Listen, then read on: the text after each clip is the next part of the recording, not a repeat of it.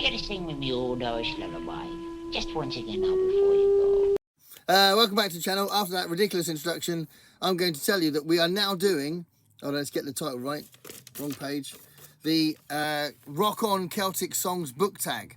So this was created by Nicole, awesome channel Nicole, Nicole's Bookish Nook. So there's actually a very similar channel title, Nicole's Book Nook, I think it is, but this is Nicole's Bookish Nook. I'll link below. She's tagged me in this as well, but I've been tagged by two other people as well. So I've been tagged by Pat from Book Chat with Pat, and I was tagged by Margaret Pinard as well. So all three friends and lovely people. So this is an interesting one. I think I was tagged because I'm a musician and clearly very, very passionate about music. And basically what Nicole's done, she wanted to link some musicians or songs, well, songs to some prompts that are book prompts. So I look forward to talking about these books, and it's quite funny because there's references to some things that Nicole said in hers as well in what I'm going to say. Right, so the first one, Drunken Lullabies by Flogging Molly. Very funny band. I like Flogging Molly. A book that contains a celebration that you enjoyed.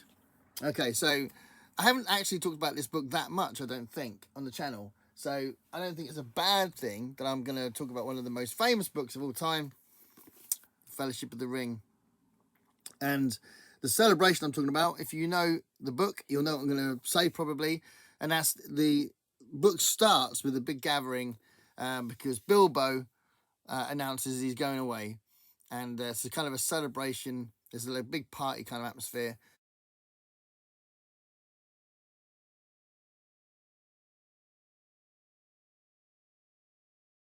And that celebration is just a lovely way to start the book because clearly it's an epic story, epic journey, and all sorts of things happen. But it starts with this really lovely celebration with Bilbo talking to the whole town of Hobbiton. So there we are. Fellowship of the Ring is my choice for that prompt. The second prompt is The Parting Glass by Ed Sheeran. A book that left you feeling bittersweet that it ended. All right, so I'm not going to go for a book. I'm going for a series because there's only 7 in the series, and it would have been so nice if there was more than that. And I'm only going to use one book to represent it. I can't be bothered to get all 7 books out. But basically, I've been championing it a little bit on the channel. And in my March wrap-up, there's going to be more reference to it. And that's the Fritz Lieber Sword series. This is the first one, Swords and Deviltry. There's 7, and they're all about these two guys, these two thieves, Fafhrd and Grey Mouser. That's Fafhrd, and that's Grey Mouser. 2 thieves that meet by chance and have all these adventures together. I love this series, and it's a shame there's only 7 books, really. But all the books are short story collections, so it's not 7 novels. So lots of stories within them. But yeah, I love that series. So yeah, bittersweet when I read the last one, thinking, oh, there's no more stories. So number 3, Rebel Yell, Rebel Yell, which is absolutely classic Billy Idol song. Still would love to see Billy Idol live. He can still sing, but yeah, I don't know if I'll ever get there. A book that you read because people told you not to. Okay, so I can't. There's no situation or example of someone personally saying don't read this, because Nicole gave a very clear example of that situation, and she talked quite a bit about it. It was really interesting. Whereas what I'm going to do, so something where you're being told not to read it, I'm going with a banned book. And the book I'm going to mention, because I thought it was really good, and I'm really pleased I read it. And I only read it because of the Banned Books project, and it came up on my radar because it's been frequently banned. And that's this awesome book by Sherman Alexie, The Absolutely True Story of a Part-Time Indian. I would recommend anyone reads it. It's got a bit of a YA flavour, but it's such a brilliant book. It's so evocative of this guy's experience. It's kind of like an autobiography in some ways, because it's from his own personal experience. He's probably tweaked some bits of it, but you do get this sense of the lack of belonging and the inherent sometimes passive racism and sometimes out and out racism that he would have faced as an American, Native American, part-time Indian. So yeah, really, really good, really, really good. So if you haven't read this, would recommend it if you can get hold of it. Sherman Alexie and his own story, if you like. Okay, number 4, Starman by David Bowie. Okay, so Nicole says she didn't like science fiction. What? No, I'm sure she said that before. I'm sure she said it in the chat we had on Is This Thing On? But anyway, I clearly do love science fiction. So I've picked a book that I read a little while back. I read this in January, and I thought it was amazing. But it was quite unique, I think, which is why I wanted to mention it again. If you're into literary fiction, then I think you should give this book a go. I think it's 2 huge metaphors happening. So if you watch my review of it, I'm very specific about what I think it's about. And I hadn't seen anyone sort of translate the book like that. So I don't know if you're going to think I'm a lunatic for thinking this. But it's Anna Kavan's very disturbing, bleak, odd, and mysterious book, Ice. It's not very long, but it's a really thought-provoking read. So it really gets you thinking, and it gets you in this really dense atmosphere. And it's quite a unique and I think stunning book, Ice by Anna Kavan. So that's my science fiction book. The 5th prompt is Shipping Up to Boston by the Dropkick Murphys, a really funny band. A book set in Boston. Well, I don't know where a lot of my books are set, if they are kind of set in the real world. A lot of the books I read are science fiction fantasy, but if they are more verisimilitude in their tone, then I often forget which particular city they're set in. But I'm going to reference the book that Nicole talks about, because she talks about this, Tomorrow and Tomorrow and Tomorrow by Gabriel Zevin, and she said she doesn't understand the hype. She thought it was a bad book. She gave it 2 out of 5. She didn't like it, and I loved it. I absolutely loved it. So she didn't get the hype. I think what's good about this, just to kind of answer that, I think the character building is brilliant. I think you really feel that they're really realistically illustrated as characters in this book, and I was really intrigued by the plot. I was gutted when this particular thing happened. About 2/3 of the way through, something quite dramatic happens with the sort of 3rd character down, and I found it really compelling. So I like the way she writes. I really liked it. I didn't lend it. Did I lend it? No, I didn't. Did I lend it? No, I didn't lend it. I recommended it to my daughter. She got hold of it. No, I bought it for her, I think. Yeah, I bought it for her. Yes, right. Anyway, she read it, and she already knew Gabriel Zevin, because Gabriel Zevin was quite a big part in her reading years back with a different book. So she was like, "Oh, I know this author," and she liked it, which was good. So it's got my daughter's approval, and she's awesome. But anyway, Tomorrow and Tomorrow and Tomorrow, I thought it was really good. I mean, so did lots of other people, to be fair, but Nicole did not like it. Okay, number 6, Bonnie Banks of Loch Lomond, a very significant song in Scotland. A book centered around nature. Okay, so I was going to pick Semiosis by Sue Burke, but I couldn't find it. So just a quick mention of that.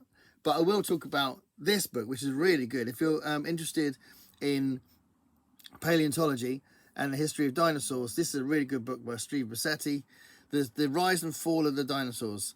It's really detailed. It teaches you about the dinosaurs in a very welcoming way. It doesn't feel like really hardcore non-fiction. It's very it's a smooth read. So I think if you're not used to reading that kind of thing, you'll probably still enjoy it. And if you are used to reading that kind of thing, then you'll still really love this. The Rise and Fall of the Dinosaurs is a really good book about dinosaurs. And who doesn't love dinosaurs? We all love dinosaurs.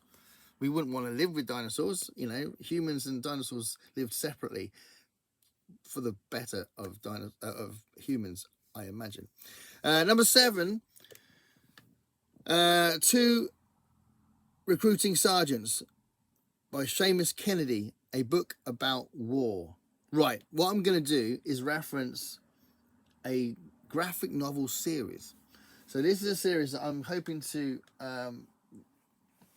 get up to date with as far as what I own in the next few weeks. So we'll see how we get on. But this is the Saga series, and I have the first 7 books, and I have read the first 2, and I thought they were really, really interesting, really different and fresh and unpredictable.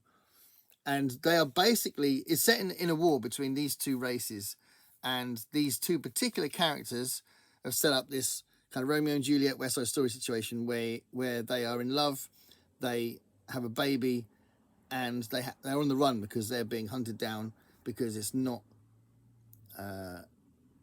allowed for these to have a relationship together because they're from these warring factions. And it just more and more madness and crazy stuff gets put into these books. So yeah, really interesting series. Let me know if you've read the Saga series. I've read the first 2. I've got the first 7. So we'll see how we get on, and I'm hoping to get some more this year so I can carry on with that series. But I am going to definitely be... So I'm hoping that there'll be a little review of those other 5, and probably, I guess, maybe even a separate video, but certainly those other 5 in my April roundup. That's what I'm hoping for. Okay. Molly Malone by the Dubliners. A book with a badass main female character. Okay, it's a nice opportunity for me to mention Bloody Rose by Nicholas Eames. So I actually enjoyed this more than the first book, even though I would recommend Kings of the Wild by Nicholas Eames to anybody. I'll do this. Kings of the Wild is such a fantastic book. I love it, love it, love it, love it. And I recently sent it to Dave, hoping it'll like it. But this is the sequel, Bloody Rose, and I actually liked it more, even though I didn't think I could like Kings of the Wild anymore. But yeah, there was something about the characters that I thought were more interesting as well. So there's sort of a bit of sort of mystical stuff going on in here, as well as the brawling that you got in the first book, Kings of the Wild. So I'm really chomping at the bit to get his 3rd book, because apparently he's writing a 3rd one in this series. But they're self-contained though, so it's not like, you could read this without reading Kings of the Wild. I think you'd appreciate it more if you read Kings of the Wild, because some of the references with the characters and that, a little bit, but the plots are separate. But yeah, fantastic book, really good, really thrilling, captivating, compelling, and funny, and full of endearing characters. So yeah, big up for fantasy standalone books. There's not a lot of them around, or there's not enough of them around. Okay, that was number 8. Number 9, Irish Pub Song by the Rumjacks, a book that is misunderstood. Right, I did not see that one coming. I forgot about that prompt. A book that is misunderstood. When I first saw that was one of the prompts, I really struggled with that, and I tell you what I could do, actually.